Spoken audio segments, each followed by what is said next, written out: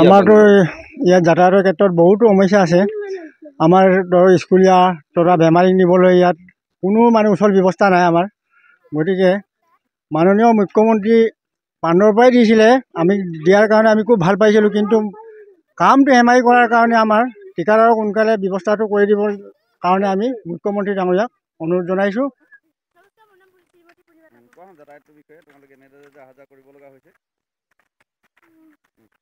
বোকাপানী আছে আৰু মানে স্কুল যাবলৈ অসুবিধা হয়, বৰষুণ দিলেতো স্কুল যাবই নোৱাৰোঁ। সেইকাৰণে মানে চৰকাৰক অনুৰোধ জনাইছোঁ যে ৰাস্তাটো সোনকালে বনাই দিব।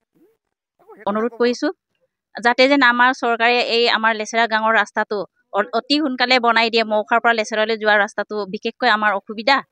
ডেলিভাৰী হ'লেও নিব নোৱাৰি ডক্টৰৰ ওচৰলৈ, কিবা অসুখ বিসুখ হ'লেও নিব নোৱাৰি। এদিনা মোৰ নিজৰ খুৰী হয়, এদিনা ৰাতি 8টামান বজাত নিছোঁ ট্ৰেক্টৰেদি, নিও আকৌ ঘূৰি আহোঁতে তেনেকৈ দিবলগীয়া হ'ল। সেইকাৰণে আমি বচাব নোৱাৰিলোঁ আমাৰ খুৰীক।